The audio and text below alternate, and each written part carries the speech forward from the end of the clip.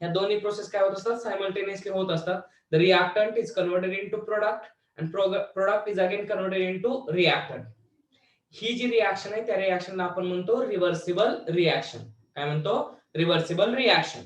नंतर second type आपण पाहिला होता इररिव्हर्सिबल रिएक्शन, ज्याच्यामध्ये the reactant is converted into product but product is does not converted into the reactant.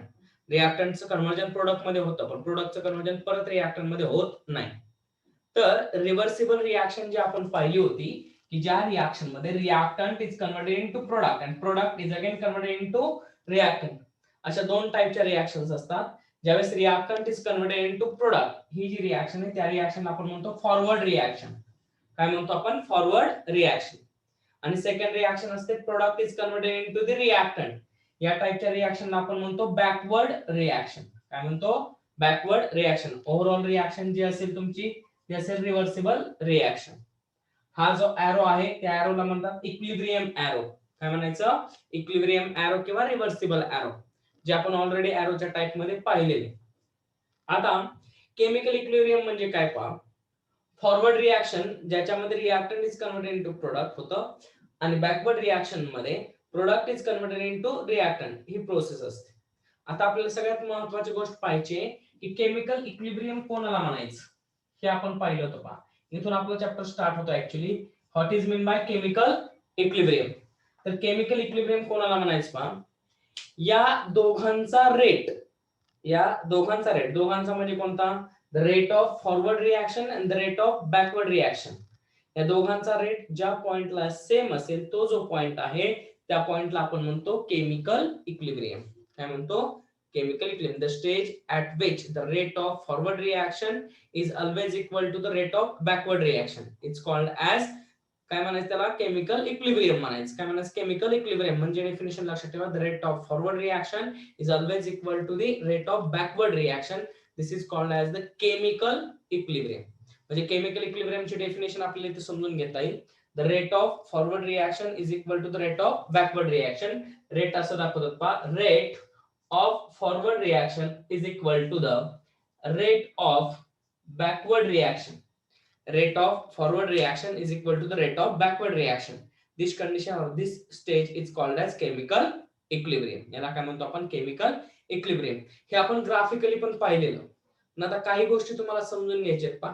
Graphically पाहण्याच्या अगोदर कोणत्याही रिएक्शनचा रेट हा त्याच्या रिएक्टंट मॉलिक्यूलच्या कॉन्सन्ट्रेशन वरती डिपेंड असतो. म्हणजे एखादी रिएक्शन होते म्हणजे काय होतं पहा. Two same or different molecules collides with each other. ते एकमेकांबरोबर कोलाइड्स होतात आणि कोलाइड्स झाल्यानंतर त्याचे बॉन्ड ब्रेक होतात आणि नवीन बॉन्ड फॉर्म होतात. म्हणजे कोणतीही रिएक्शन होण्यासाठी सगळ्यात महत्वाची कंडिशन असते कोलिजन किंवा ते मॉलिक्यूल कोलाइड होणं. मग हे कोलिजन असेल किंवा कोलाइड होणं असेल हे कशावरती डिपेंड असतं? जेवढे तुमचे रिएक्टंट मॉलिक्यूल जास्त असतील, जेवढे रिएक्टंट मॉलिक्यूल जास्त असतील तेवढं तुमचं कोलिजन जास्त होतं. जेवढं कोलिजन जास्त असेल तेवढा रिएक्शनचा रेट जास्त असेल. मग मी एखादी रिएक्शन सुरुवातीला लावतोय त्या रिएक्शन मध्ये काय होतं बघा. ऍट इनिशियल स्टेज समजा आपण हीच रिएक्शन घेतली. Reactant is converted into product. At initial स्टेटला काय होतं पहा. याचं कॉन्सन्ट्रेशन 100% असतं. रिएक्टंट 100% असतो, प्रोडक्ट 0 असतो. सुरुवातीला प्रोडक्ट नसणारच आहे. मग हळूहळू हळूहळू रिएक्शन कॅरीड आउट होत जात असताना रिएक्टंट मॉलिक्यूल कोलाइड्स होतात आणि त्या रिएक्टंट मॉलिक्यूल पासून प्रोडक्ट मॉलिक्यूल तयार व्हायला चालू होतात. म्हणजे सुरुवातीला रिएक्टंट मॉलिक्यूलचं कॉन्सन्ट्रेशन जास्त असतं, प्रोडक्टचं कॉन्सन्ट्रेशन 0 असतं. म्हणजे इनिशियल स्टेजला रिएक्टंट मॉलिक्यूलचं कॉन्सन्ट्रेशन जास्त असतं. म्हणजेच याचा अर्थ रिएक्टंट कडून प्रोडक्ट तयार होतो. म्हणजे हळूहळू हळूहळू इथं सुरुवातीला रिएक्शनचा रेट जास्त असणार कोणत्या? फॉरवर्ड रिएक्शनचा. आणि प्रोडक्टचं कन्व्हर्जन रिएक्टंट मध्ये होते म्हणजे प्रोडक्ट 0 आहे. म्हणजे ऍट इनिशियल स्टेटला बॅकवर्ड रिएक्शनचा रेट 0 असणार. कारण की कॉन्सन्ट्रेशनच नसेल त्या मॉलिक्यूलचं तर तुम्हाला रेट मिळणार नाही. Rate is directly proportional to the concentration. हे लक्षात ठेवायचं. कोणत्याही रिएक्शनचा रेट हा रिएक्टंट म्हणजे कॉन्सन्ट्रेशन ऑफ रिएक्टंट वरती डिपेंड असतो. मग जेवढं जास्त असेल तेवढा रिएक्शनचा रेट जास्त. म्हणजे सुरुवातीला जर विचार केला तर फॉरवर्ड रिएक्शनचा रेट जास्त असेल आणि बॅकवर्ड रिएक्शनचा रेट 0 असेल. जसजशा रिएक्शन कॅरीड आउट होत जातील तसतसं रिएक्टंटचं कन्व्हर्जन प्रोडक्ट मध्ये होणार आहे. म्हणजेच रिॲक्टंट कमी कमी होणार याचा अर्थ त्याचा रेट पण कमी कमी होत जाणार, प्रोडक्टचं कॉन्सन्ट्रेशन वाढणार याचा अर्थ प्रोडक्टचा रेट हळूहळू हळूहळू वाढत जाणार. म्हणजे इथं बघा ऍट 10 मिनिट म्हणलं, आफ्टर 10 मिनिट आपण जर म्हणलं तर आफ्टर 10 मिनिट काय होणार आहे, समजा हे 90% झालं तर इकडे 10% होईल. म्हणजे एक डिक्रीज होत आहे, हे इन्क्रीज होत आहे. समजा 20 मिनिट म्हणलं, 20 मिनिट नंतर हे 80% झालं, हे 20% झालं. म्हणजे जसजसा टाइम पास होत जातोय, टाइम कॅरीड आउट होत जातोय, तसं तुमचं रिॲक्टंटचं कॉन्सन्ट्रेशन कमी कमी कमी होत जातंय, प्रोडक्टचं कॉन्सन्ट्रेशन वाढत जातंय. दोघांमधला फरक समजून घ्या. म्हणजे ऍट इनिशियल स्टेज समजा मी ग्राफ काढला असा, या दोघांचा जर आपण ग्राफ कॅरीड आउट केला किंवा ग्राफ जर काढला तर ग्राफ कसा येतो पहा. हा जर मी ग्राफ काढला तर या ग्राफ मध्ये समजा मी इथं रेट लिहिला, काय लिहिलं, रेट ऑफ द रिॲक्शन. इथं लिहिलं मी रिॲक्शन कोऑर्डिनेट किंवा टाइम जरी म्हटलं मी टाइम तरी चालेल. रेट वर्सेस टाइमचा जर आपण ग्राफ काढला तर तो ग्राफ कसा येतो पहा बाळांनो. सुरुवातीला फॉरवर्ड रिॲक्शन लक्षात ठेवा, फॉरवर्ड रिॲक्शनच्या वेळेस रिॲक्टंटचं कॉन्सन्ट्रेशन जास्त आहे, म्हणजे इथं 100% असल्यामुळे सुरुवातीला रेट ऑफ फॉरवर्ड रिॲक्शन हा जास्तच असणार आहे. हळूहळू हळूहळू हा रेट कमी कमी कमी होईल. म्हणजे हा जो आहे तो काय तुमचा rate of forward reaction, rate of forward reaction आहे. त्याच वेळेस इनिशियल स्टेजला तुमच्या प्रोडक्टचा म्हणजेच प्रोडक्टचं कॉन्सन्ट्रेशन झिरो असल्यामुळे रेट ऑफ बॅकवर्ड रिॲक्शन झिरोच असेल.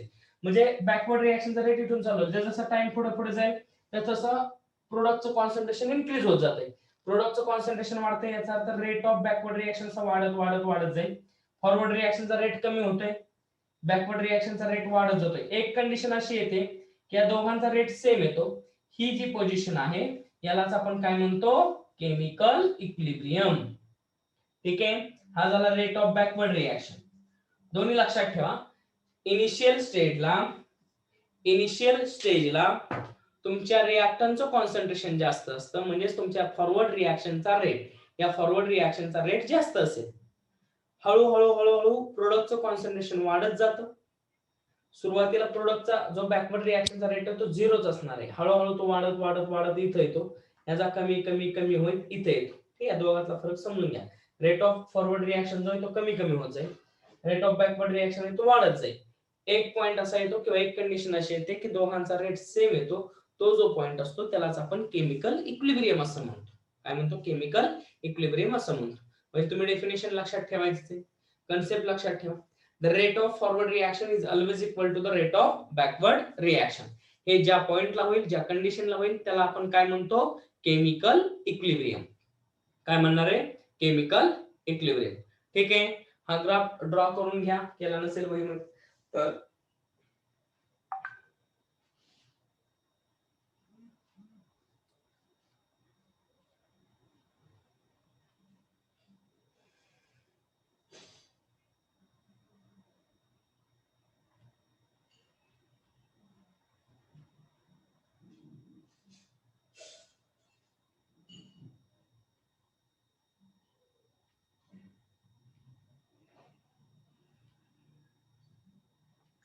पुढे जायचंय आपल्याला, चला लॉ ऑफ मास ऍक्शन आपण पाहून घेऊया.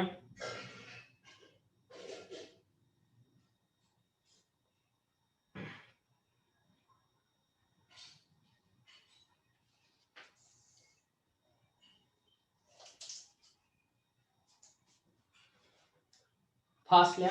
ओके, आता पहा इकडे सगळे, हे झालं असेल तर पुढे जाऊ आपण. हे केमिकल इक्विलिब्रियम बद्दल झालं. केमिकल इक्विलिब्रियम म्हणजे काय ते समजलं. Rate of forward reaction is always equal to the rate of backward reaction.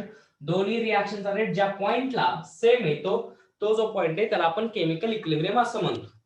ठीक आहे, नेक्स्ट इम्पॉर्टंट कन्सेप्ट आपल्याला पाहायचा आहे पहा. नेक्स्ट कन्सेप्ट असतो लॉ ऑफ मास ऍक्शन.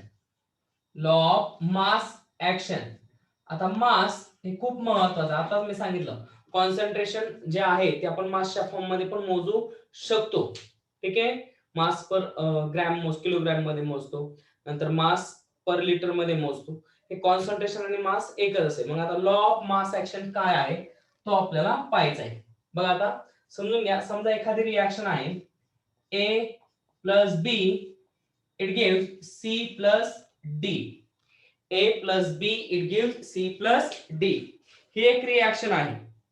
तर आपल्याला आता समजून घ्यायचंय ही रिॲक्शन असताना किंवा या रिॲक्शनचा रेट कोणावरती डिपेंड असणार आहे? मग असेल अगोदर रेट म्हणजे काय ते समजून घ्या.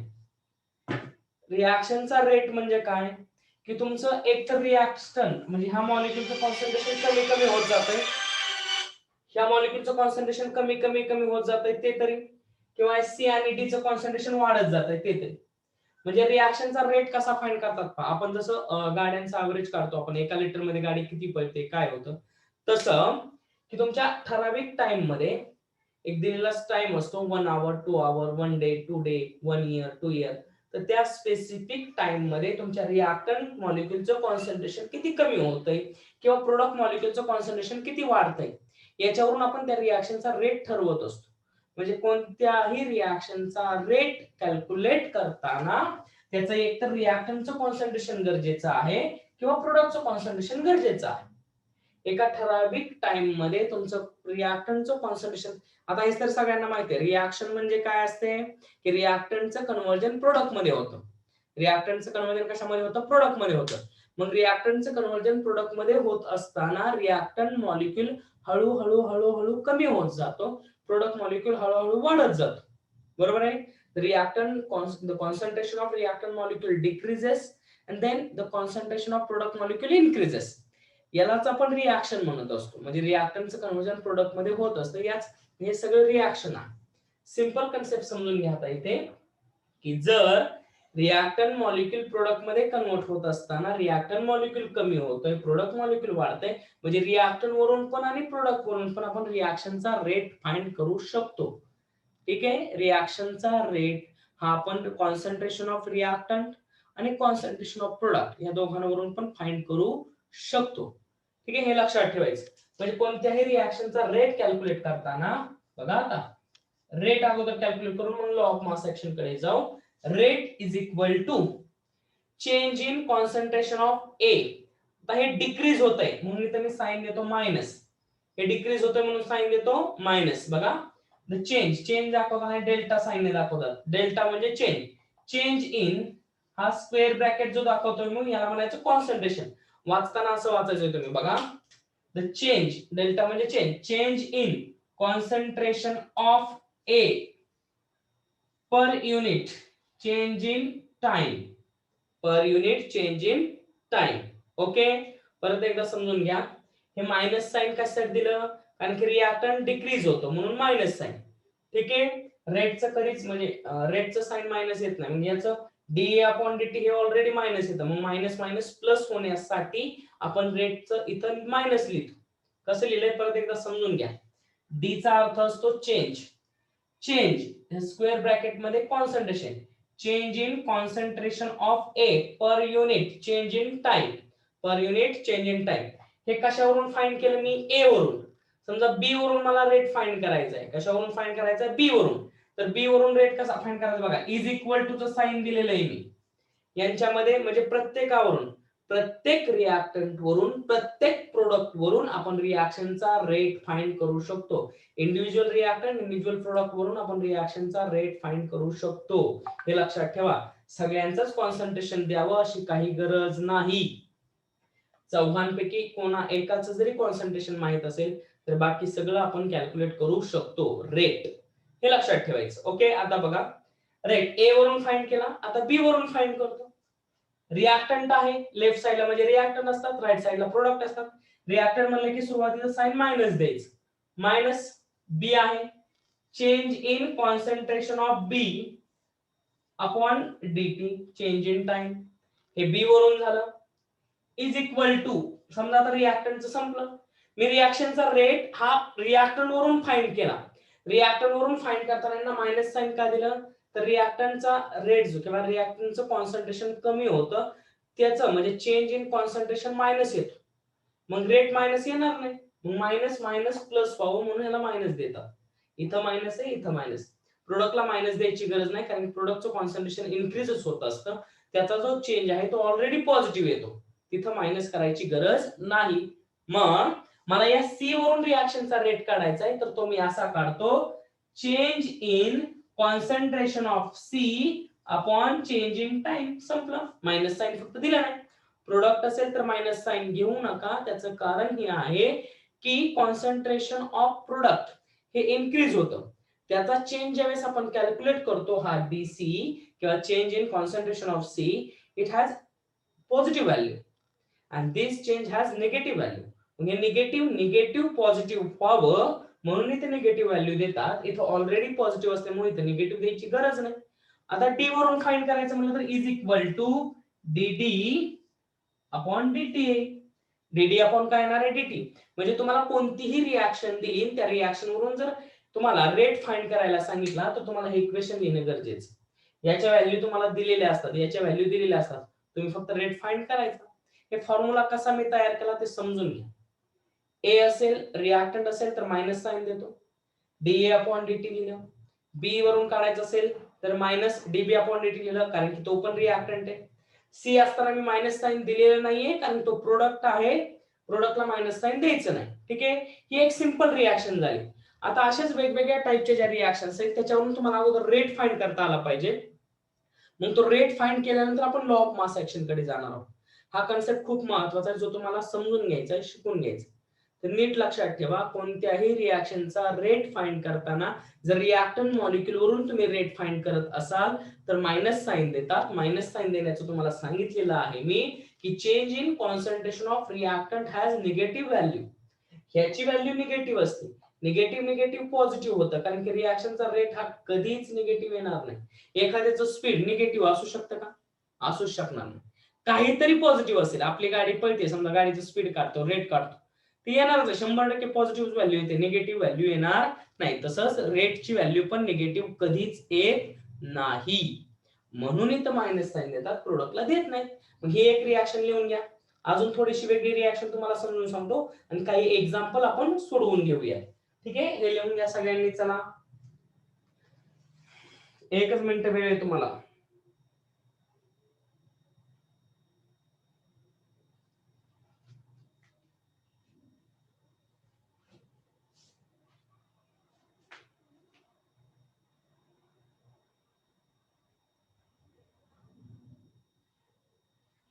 काय ते चालू बरे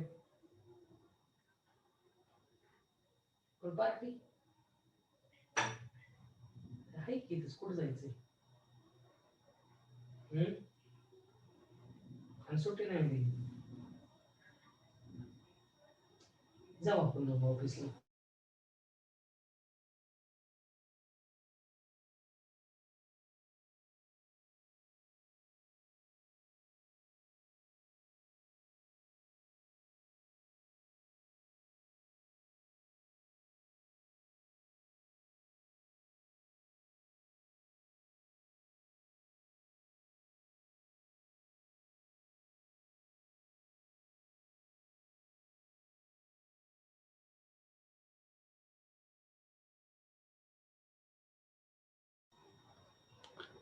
आपण वेगवेगळे रिएक्शन समजून घेऊया बाळांनो.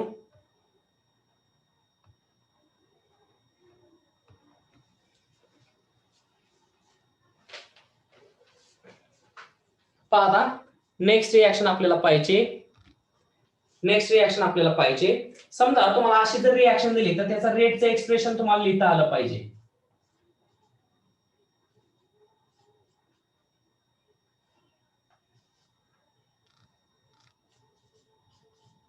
हे अशी रिएक्शन दिलेली आणि या रिएक्शनचं रेटचं एक्सप्रेशन तुम्हाला लिहायला. नीटला बऱ्याचशा वेळा हे आहे असे क्वेश्चन आलेले आहेत जे मी फळ्यावरती लिहितोय. डायरेक्टली तुम्हाला रेटचं एक्सप्रेशन फक्त विचारलं जातं, त्याच्यामध्ये व्हॅल्यू नाही, काय नाही. कधी कधी व्हॅल्यू देऊन कॅल्क्युलेशन करायला पण सांगितलं जाईल. ठीक आहे, ती पुढची स्टेप आहे, नंतर पाहणार आपण लॉ ऑफ मास ऍक्शन पाहताना ते समजून घेऊया. सध्या तुम्हाला रेट कसा कॅल्क्युलेट करायचा हे समजून घ्यायचंय. तर रेट बघा, आता ए आहे, ए आणि बी रिएक्टंट आहेत, सी आणि डी प्रोडक्ट आहेत. ए आणि बी काय आहेत? रिएक्टंट आहेत. सी आणि डी काय आहेत? प्रोडक्ट आहेत. बघा, आता मी सुरुवात करतो. रेट प्रत्येकावरून वेगवेगळा कॅल्क्युलेट करू शकतो. बघा, रेट मला ए वरून फाइंड करायचा आहे. सुरुवातीला मी मायनस साइन दिलं, रिएक्टंट आहे म्हणून मायनस साइन दिलं. D change in concentration of A upon change in concentration of T केलं. आता इथं जी व्हॅल्यू असेल ते डिवाइडला जाते, कारण की आपल्याला एका, बघा, सिंगल दोघांचं कॅल्क्युलेट करायचं नाही, एकाच ए चं कॅल्क्युलेट करायचं. म्हणजे ओव्हरऑल चेंज जो होतो त्याला डिवाइड 2 ने करावं लागेल, म्हणजे सिंगलचं मिळेल. म्हणजे कशाचं मिळेल? सिंगलचं मिळेल. म्हणून इथं जी व्हॅल्यू असेल ती डिवाइड मध्ये जाईल, 1/2 येईल. 1 काय येईल? 2 येईल. इथं जी व्हॅल्यू असेल ती डिवाइड मध्ये जाईल. ओके, 1/2 आलं. इज इक्वल टू साइन आहे, हे विसरायचं नाही मुलांनो. प्रत्येकावरून वेगवेगळा रेट आपण फाइंड करू शकतो. बी कडे गेलो. बी बघा आता, बी ला पुढे काही संख्या लिहिली नाही, रिएक्टंट आहे म्हणून सुरुवातीला मी मायनस दिलं. Minus change in concentration of B. हा स्क्वेअर ब्रॅकेटला आपण कॉन्सन्ट्रेशन मेन्शन करतो, ते एक लक्षात ठेवा. स्क्वेअर ब्रॅकेटला बोलताना कॉन्सन्ट्रेशन बोलायचं. Db upon dt minus db upon dt. आता पुढे 1 आहे, 1 लिहिलं तरी चालतं, नाही लिहिलं तरी चालेल. ओके, याचा विषय संपला. प्रोडक्ट कडे जाऊया. इज इक्वल टू प्रोडक्ट आहे, मायनस द्यायचं नाही, प्लस नाही लिहिलं तरी चालतं, लिहायचं असेल तर लिहा, छानच. प्लस काय येईल मग? Dc concentration of change in concentration of C upon change in time. आता समोरची व्हॅल्यू 3 आहे, डिवाइड जाईल, 1/3 येईल.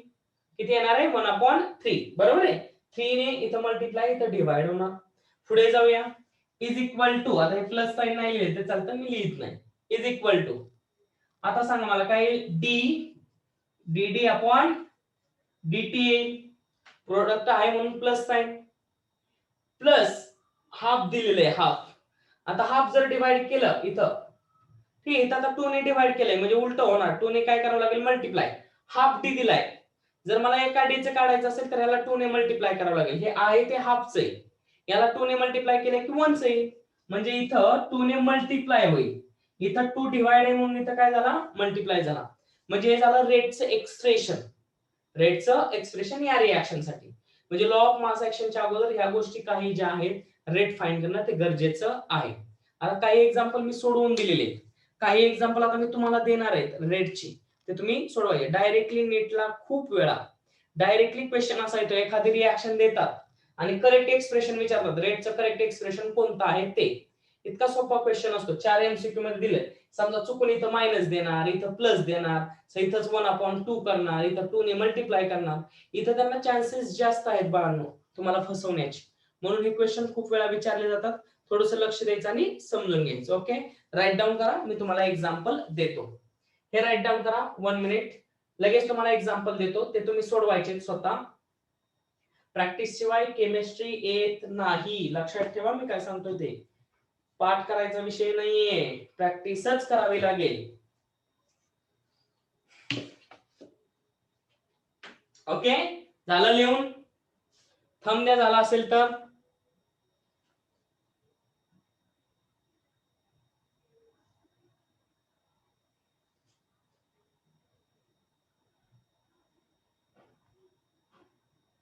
थंब द्या झाला असेल तर लिहून.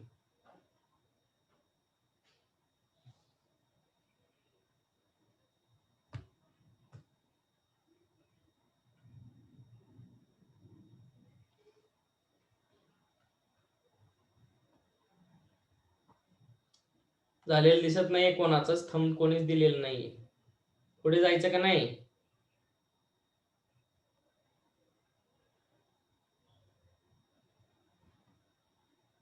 ओके ओके, ठीक आहे, जाऊया पुढे. पहा आता मी तुम्हाला काही एक्झाम्पल, आता नीट लक्षात ठेवायचं, हे कॅल्क्युलेट करणं खूप सोपं आहे. अजून आपण एक्सप्रेशन लिहितोय, फॉर्म्युले तयार करतोय, हे फॉर्म्युले पाठ करून कोणालाच येणार नाही कधीच, हे समजून घेऊनच लिहावं लागेल. ठीक आहे, आता तुम्हाला काही एक्झाम्पल देतो. डायरेक्टली ज्या एक्झाम परीक्षेला विचारलेल्या आहेत नीटला, त्या रिएक्शन मी इथे देतोय. N2 plus thrice H2 it gives twice NH3. ठीक आहे, आणि मी एक सोडवून दाखवतोय, पुढचं तुम्ही सोडवायचंय. या रिएक्शनचा तुम्हाला रेटचे एक्सप्रेशन फाइंड करायला सांगितले. करेक्ट कोणतं ते विचारलं तर कसं येतं पहा. रेट इज इक्वल टू, आता N2 जो आहे तो रिएक्टंट आहे, मायनस येईल, minus change in concentration of N2. ह्या संख्याकडे बघायचं नाही, याचा काही संबंध नाही आपल्याला. पाहताना फक्त या सिग्निफिकंट फिगर्स म्हणतात याला. ठीक आहे, स्टॉइचियोमेट्रिक कोएफिशिएंट पाहिजे. Minus change in concentration of N2 upon dt येईल. याचा विचार केला मी तर मायनसच येईल, कारण की हा पण रिएक्टंट आहे बाळांनो. 1/3 येईल. 3 आहे, 1/3 लिहिलं. Change in concentration of H2 upon dt. मी परत एकदा सांगतोय, चुका तुमच्या इथं होतात. हे 2 दिसलेलं तुम्ही पुढे समजून लिहिता. 2 समोर नाहीये, हा मॉलिक्युल आहे पूर्ण. समोर जर असेल तरच लिहायचं, नाही तर लिहायचं नाही. इज इक्वल टू, बघा आता हा 2 समोर आहे, 3 इकडे. मी काय करतोय बघा, 1/2 प्लस लिहिलं, प्रोडक्ट आहे म्हणून d concentration of NH3 upon dt आलं. कॉन्सन्ट्रेशन ऑफ NH3 अपॉन काय आलं, dt. हेच एक्झाम्पल खूप वेळा विचारलेलं आहे तसं. तर हे समजून घ्या थोडंसं. प्रिपरेशन ऑफ अमोनिया हॅबर्स प्रोसेसचं आहे हे, खूप वेळा विचारलं जातं, विचारलेलं आहे. ठीक आहे, समजलं काय आहे ते. ह्या संख्यांकडे बघू नका, ज्या समोर डिजिट दिले त्यांच्याकडे जरासं लक्ष द्यायचं, समजून घ्यायचं. आता पुढे जाऊया. एक रिएक्शन देतो तुम्हाला, ती समजून घ्या, सोडवा. CO2 plus H2 it gives CO plus H2O. या रिएक्शनचं तुम्ही फाइंड करायचंय. हे मी फाइंड करून दिलेले आहे असंच सिमिलरली. सेकंड अजून एक रिएक्शन देतो, ती पण तुम्ही फाइंड करणार आहात लगेच. ठीक आहे, हे दोन्ही करा. पुढची रिएक्शन मी देतो.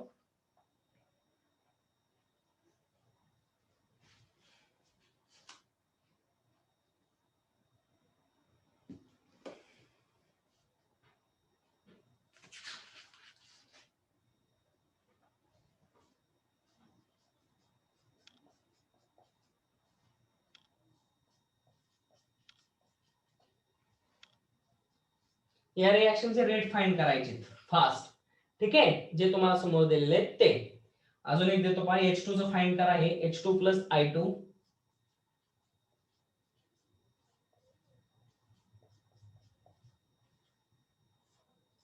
हे तुम्ही फाइंड करणार आहात. तिन्ही रिएक्शनचं सिमिलरली फाइंड करायचंय. डायरेक्टली क्वेश्चन येतात, रेट कसे फाइंड करायचे ते. मायनस रिएक्टंट साठी द्यायचं, प्रोडक्ट साठी प्लस द्यायचं. जर स्टॉइचियोमेट्रिक कोएफिशिएंट असेल तर तो डिवाइड मध्ये लिहून घ्यायचा. ठीक आहे, लिहून घ्या पटपट पटपट. सगळ्यांनी लेक्चर झाल्यानंतर माझ्या पर्सनल व्हॉट्सअपला हे मला पाठवायचं आहे. माझ्या पर्सनल व्हॉट्सअपला सगळे हे पाठवणार आहात लगेच. तुमचं सोडवून झालं की मला पाठवून द्या. ठीक आहे, लिहा तिन्ही पण रिएक्शन.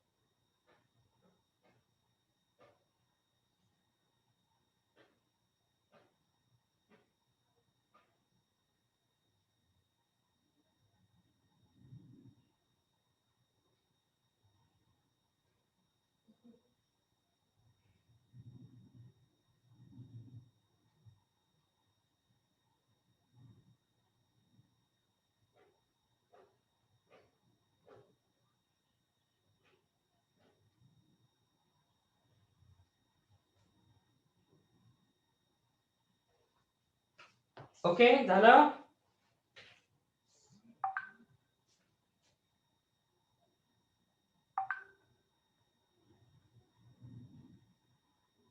हात वरती करा ज्यांचा ज्यांचा लिहून झालेलं आहे बाळांनो त्यांनी. ओके,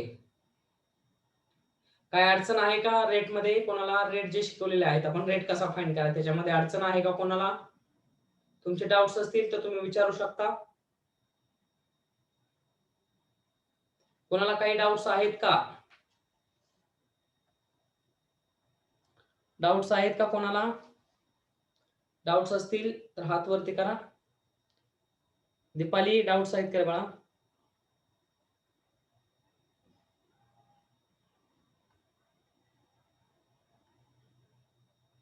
कोणाला डाउट्स आहेत का?